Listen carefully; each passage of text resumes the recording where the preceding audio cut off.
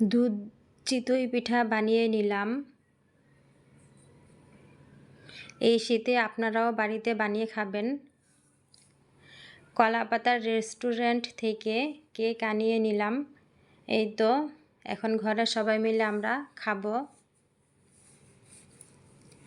চলে গেলাম রান্নাঘরে। চাউলটা আমি ভালো করে গুলিয়ে নিলাম, লবণ দিয়ে ভালো করে নেড়েচেড়ে নিলাম। এখন পিঠা বানানোর পালা।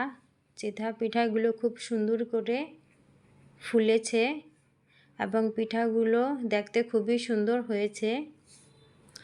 পিঠাগুলো আমি বানিয়ে বানিয়ে একটি প্লেটের উপর রাখলাম। সবগুলো পিঠা আমি এভাবে পরপর বানিয়ে নেব। ভিডিওটি যদি ভালো লাগে লাইক, কমেন্ট এবং শেয়ার করে পাশে থাকবেন।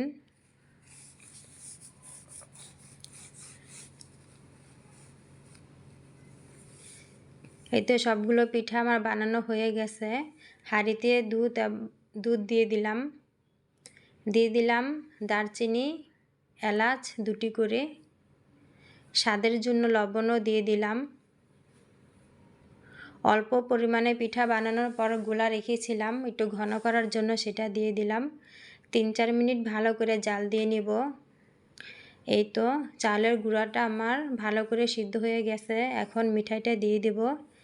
মিঠাই কিন্তু আগে দেয়া যাবে না, তাহলে গুঁড়িটা আর নরম হবে না, মানে সিদ্ধ হবে না। এই তো মিঠাইটা গলে গেছে, পিঠাগুলো দিয়ে দিলাম। এখন নারকেল কুড়ানোটাও দিয়ে দিব। লবণের স্বাদটা ঠিক মতো আছে, সেটা আমি চেটে খেয়ে একটু বুঝে নিলাম। এই তো তৈরি হয়ে গেল আমার দুধে ভিজানো চিতই পিঠা। আপনারা এভাবে এই শীতে বাড়িতে বানিয়ে খাবেন। এই তো পরিবেশন করে নিলাম।